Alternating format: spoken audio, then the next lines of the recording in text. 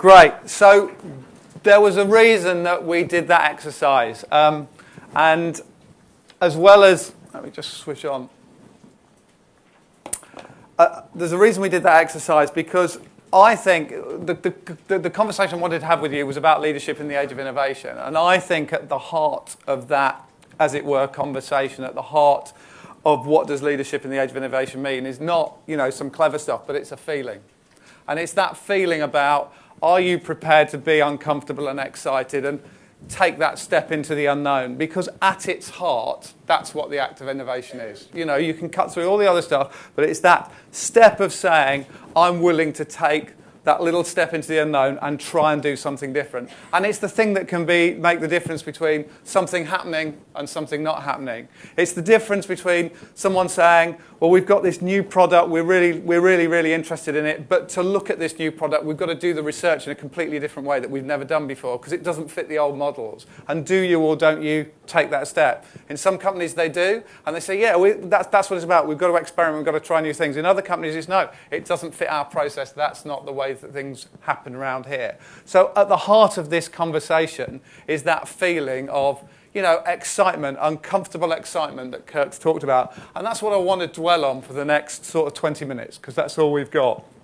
And in doing that, in having that conversation, there are two things that I want to talk about. First is a contextual piece, which is, why is this particularly important now? And then secondly, once we've sort of explored that contextual piece, what is it that you can do as a leader in this sort of age of innovation? How do you need to be different because the world is so different? So that's what I'm going to do in the next 20 minutes.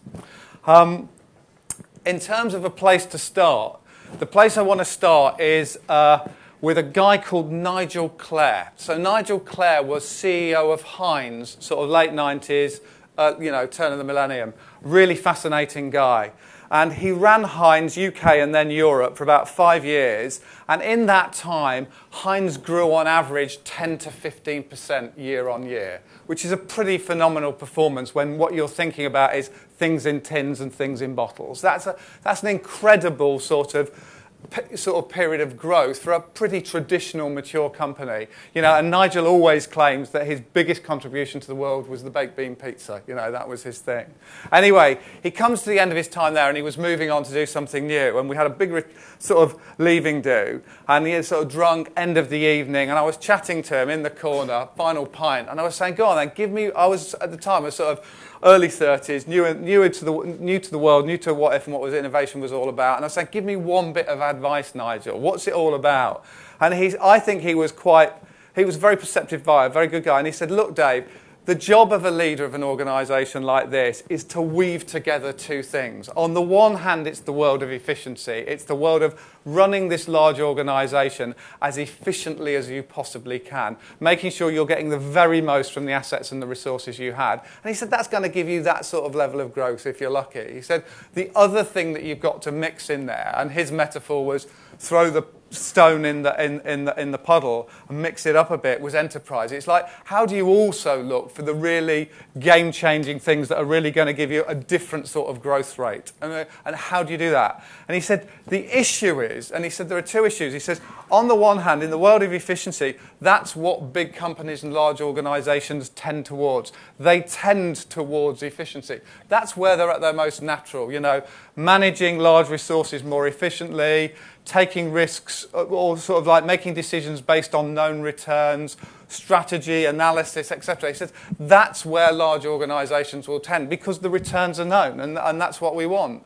And he said that's the first thing. He says the second thing is when you try and do the enterprising stuff in a large organization, generally it interrupts doing the efficient stuff. So what happens is, A, the large organisation tends towards efficiency, but secondly, he says, doing all this new stuff tends to interrupt it, which pisses most of the people off, and so they don't want these things to change and to happen.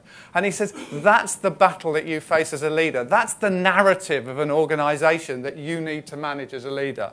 So that was his setup, and he said that's what. And he said the thing is, the effort required to do the enterprise is huge because of those two factors. And to illustrate this, I've got a little example of my own, which is a company called Bartrol. So at YF, we do our consultancy work, but we also make investments in new businesses, and Bartrol's a technology business that we've invested in. So here's what Bartrol is. Bartrol is a revolutionary antimicrobial ingredient. So it kills all known germs dead, a bit like Domestos. And it does two things that nothing else can do. The first thing it keeps working. You put it on a surface, and 24 hours later, it's still killing germs, which is pretty amazing. Nothing else. There's a couple of bleaches to do that, but they leave a horrible sticky mess, and bleaches are bleaches, and people don't like that anyway. So the second thing, and this can go on to sort of 48, 72 hours. On skin, it lasts for about 8 hours. The second thing about it is it's extremely gentle. It's not absolutely benign, but doctors have used this substance to cure wounds that can't be cured because of disease and microbes, and it can be used on that. So it's not absolutely benign, but it's pretty good stuff. So this is revolutionary. I mean, there's some tests done in American hospitals, absolutely no sort of superbug diseases for 2 years in one hospital using this in a pilot. So it's amazing stuff.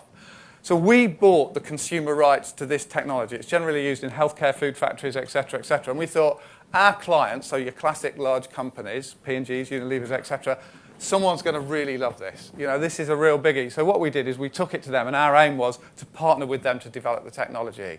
So we went to we've got 5 of the top 10 consumer goods companies in this field as our clients. We took them the technology. How many of them do you think absolutely grabbed our arms off and said, we want to be the guys who do this with you? None. Why? Interruption was too scary. Sorry? Interruption was too scary. The interruption was too scary? I would say it puts them out of business. Puts them out of business. But they could have had it. You know, they could have had it. Any other thoughts? External. Tell you a little bit about that. Not invented here. Brilliant. What I did is, you probably can't read all this, but I sort of pulled together a little list of the sorts of things that it was.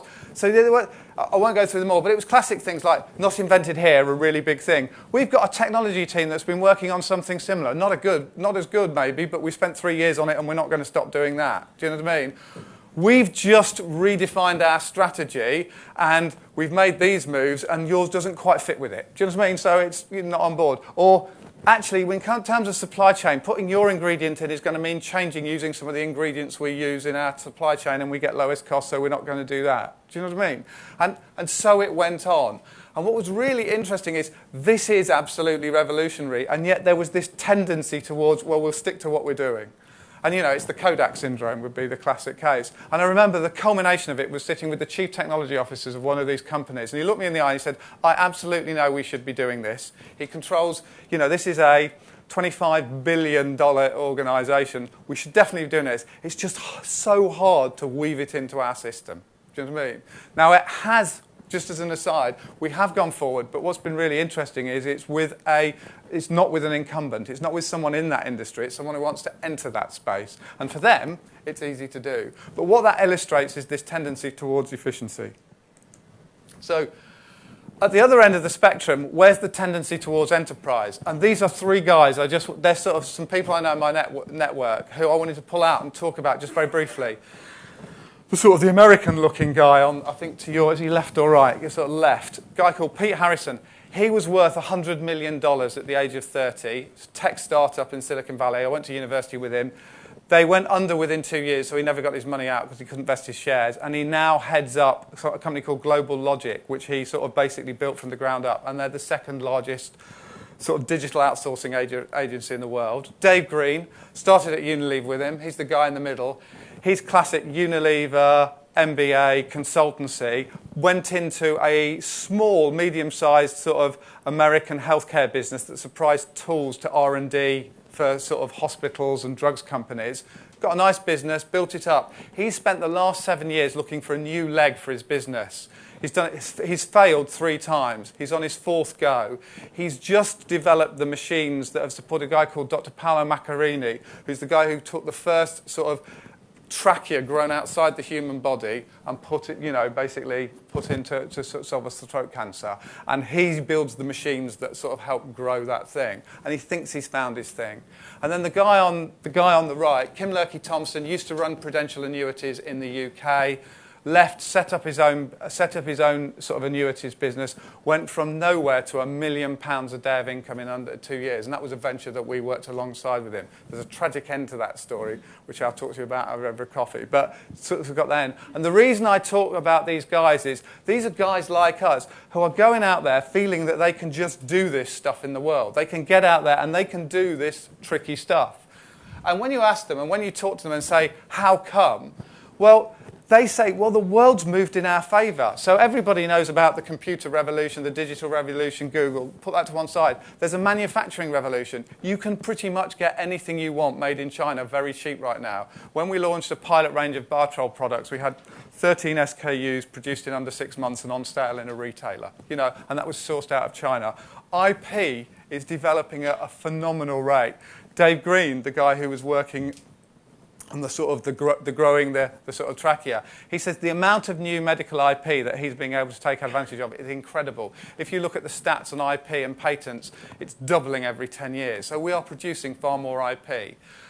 If you think about money, 20 years ago, money wasn't there. It is now. There's hedge funds, there's VCs, there's a load of people looking to pump money into this new thing. So capital's not an issue anymore. Sort of the distribution picture, what that's about is you can pretty much get your products to anyone you want anywhere in the world now. And the final one of the people tapping at computers, there's a fact, I think it's 400% increase in the number of students emerging out of Indian and Chinese universities. So Labour, Pete, who's got this Global Logic, the digital outsource business, he's got 7,500 developers. None of them are in the US. They're all spread across the world because that labour's now available. So what's happened is you've got efficiency on one side in the big organisations, but outside of them, and I particularly picked entrepreneurs rather than other companies, there are people, there's this belief that I can go and do something. And not only that, I have the assets at my disposal. So really, there's this real dichotomy, this real shift where outside large organisations, it's almost easier to innovate than inside them. And then if you add to that this, which is the consumer now expects innovation is the norm. So I don't know when you grew up. I think we were Generation X, we worked out, most of us in this room.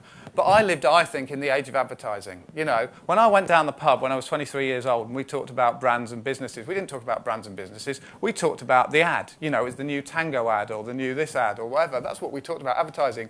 Why? Because it was quite hard to change products because factories were lowest cost production factories and they made one thing. So you basically shouted, the big companies shouted louder through brands and advertising and told you buy this and here's a new thing about it. And we got excited about the ad. You go sit down with the same age people in a pub or wherever now, they don't talk about ads at all. It's not mentioned. It's, have you seen the new app? Have you got the new phone? Have you got the new thing? It's all about things and experiences. Why? Because we can just produce the stuff now. We couldn't 20 years ago. And there has been this fundamental, it's an absolutely incredible shift in the last 20 years. And I think you all know it. But but what surprises me in a lot of the large organisations I work with is they sort of know it here, but they haven't got it here. They haven't got it in the heart. And they're not acting in this new world. And that's the challenge that I think that's facing large organisations. Just a quick grab of water. So, what does that mean for you as leaders? It basically means you've got to juggle. It basically means that in the new world, you've got to juggle between efficiency and enterprise. And with this tendency towards enterprise, one of the challenges of leadership is how do I get my head around this new behaviour, this new world, and what do I need to do as a leader to really make this happen in my organisation? And what I want you to do in the last sort of 10 minutes is touch on 5 simple themes. My view is you already know this. I'm not going to tell you anything new. The thing is whether you do it. And that's the difference between the companies that are winning and losing at the moment. So 5 themes that I think are really important. The first one to remember is it starts with you. And this is a really simple point, and I will illustrate this point with a story about a guy called Dave Lewis, who works for one of the big FMCG companies in the world. He had a new CEO who came into the company, and he basically said to 5 of his real senior leaders, Dave happened to run a UK business for him, and he basically said, I want you to blow my socks off. You've got 6 months, and you've got to come back to me with a plan which is absolutely going to show me how you can change the growth curve of your business. And he briefed it to 5 leaders around the world. One of the leaders did his own thing. 3 leaders did the classic McKinsey's, Bain, analysis and all that. And what Dave did is this. He pulled his senior team together and he says, we are going to do this completely differently. We are going to take 50 of our best people out of the company. We're going to do some basic analysis so we know where the markets are going. We're going to take our best 50 people and we are going to give them 6 weeks, and all they are going to do is focus on this challenge. And we're going to get them to scan the future. We're going to get them to be with consumers. We're going to get them to partner up with all sorts of organisations who might bring us a different perspective. And they're not going to do their day job. They're just going to have to forget that, and they're going to focus on this challenge, and they're going to really, really think about how we can do this differently. And my goal is I want €1 billion. You know, and this was a huge ask for this group of people. And it goes back to Martha Lane's stretch point. You know, they really stretched them. He said, I want them to really push. So not only that, you as a senior leadership team, you're going to be working with them for at least 50% of your time over that 6 weeks, because we're really going to crack this. And then he said, and the thing that I'm going to get is, he said, me and the CEO of the business are going to sit there and hear what you've got to say in 8 weeks' time. Do you know what I mean? 6 weeks to prepare the present, come in. I mean, it was an incredible... The CEO of the organisation who came in and said what they produced was probably the most inspirational piece of thinking around the business he'd seen in 15, 20 years in business. And the reason was Dave just did it differently. Do you know what I mean? It was about not doing what everybody else did. It was about a really simple thing. And I think there were 3 things that Dave did that are worth remembering. One is he recognised this need for enterprise and said, I am going to do it differently. That's the first thing. And he set direction and accountability to this group. The second thing is he made a real personal commitment in this. Everybody knew his arse was on the line for it. And he said, I am going to be really engaged in this along with my leaders for 50% of the time. You know, that's my job. I'm really going to be with you. And the third thing is he was the sort of the storyteller and the guy encouraging these sort of different behaviours in the team and really, really encouraging them. But what it all came down to, the only reason that happened was because he realised he needed to be different. And that's why I said it starts with you. So that's the first thing. The next thing is another David, a guy called David Risher. And he used to be head of product development at Amazon, and he also ran the US in Amazon. And I happened to meet him on holiday this year, and I was talking to him about how come Amazon's kept this sort of energy for innovation? How come it's managed to keep doing these things? And he said there were 3 things that Jeff Bezos did that he thought really, really made a difference, and there were these. Number 1 is, he said, you make sure the focus of the top team is innovation, not anybody else in the company. It starts at the top. And he said the minute you push things down into the company, people get caught up in the efficiency world again and doing the things that are urgent, not important. And he said it's got to be a top team thing. And they had a rule which was 25% of their time must be spent on stuff that isn't generating income now. You know, and that's a really big commitment. Secondly, he said, we are a team in this. We are working together to solve these problems. It's not anybody else's. We as a team have to strike the balance between the efficiency world and the enterprise world.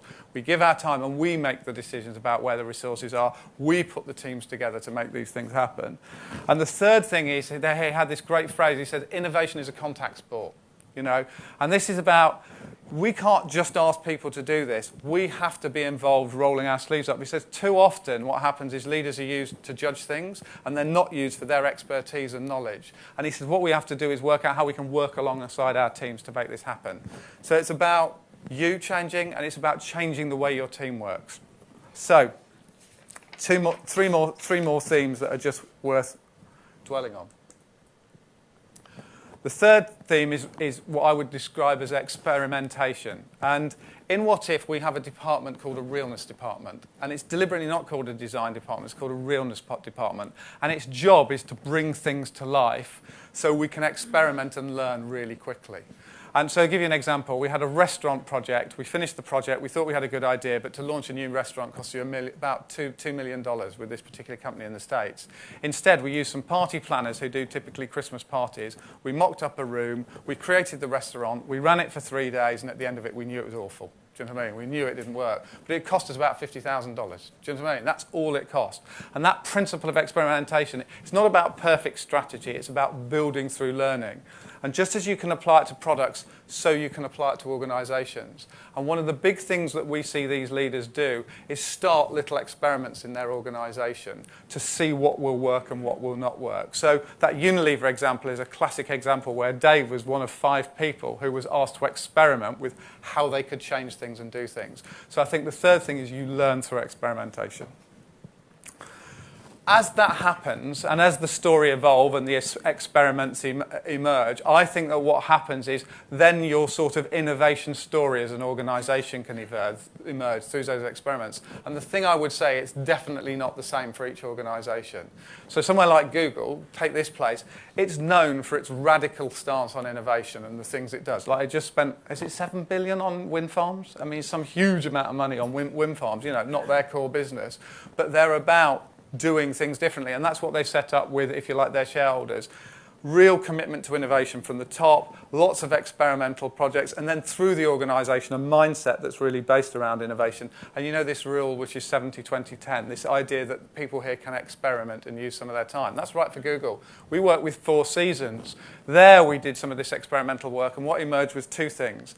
How do we make the people at the front line more creative and innovative in the day-to-day things around the organisation? And that was all about a mindset shift and changing the way that they did things at the coalface, teaching them, training them, helping them.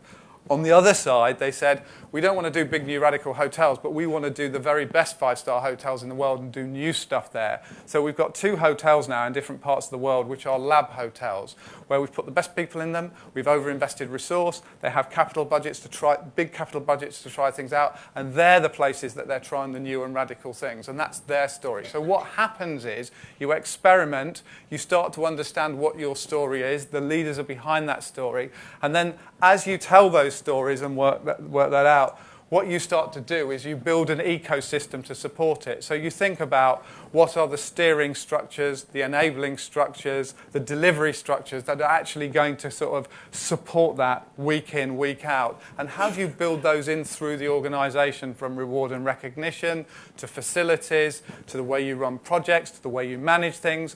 And as one client says, what I'm trying to do now is build this ecosystem that supports innovation and the story we're creating right through the company.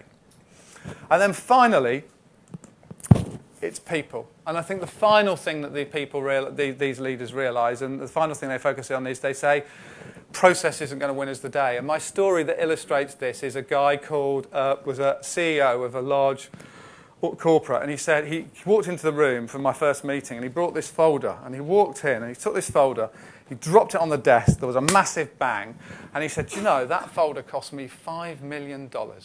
And he says it's our innovation process. One of the big consultancies, we spent 1.5 years designing this perfect innovation process, which takes us from beginning to end, and gates and lights and meetings and managers. And he said, do you know what? He says, I've not got one new idea out of that process. In fact, all it's done is made us more corporate and manage things. And the question he asked me is, he says, how are you going to help me inspire my people to deliver more ideas to this organisation? And it goes right back to the start of the story, that the conversation that Kirk had at the beginning of the day here, which is fundamentally innovation is about people. It's about people taking risks, taking that little step into the unknown and being willing to try to do new things differently. And that means building capability in that, as well as all the other things you build capability in an organisation. So what we see in a lot of these leaders is a real commitment to building capability in people's mindset, and also the behaviours and skills that they need in order to sort of execute this new and different thinking. I think there is a great myth. And the great myth around innovation and heroic journeys is that it's a solitary thing. You know, it's all about courage. And what these girls did is they showed real courage, and they got up and they stood here and they took a personal step. The thing that's not often talked about is what makes courage easy is encouragement. You know, and the final thought I'd leave you is, on this innovation journey, this is not about solitary people taking one step on their own. It's actually about an organisation saying this is important to us, and we're going to find ways of really, really encouraging this to happen. And if you do that, you can create beautiful music. So thank you very much.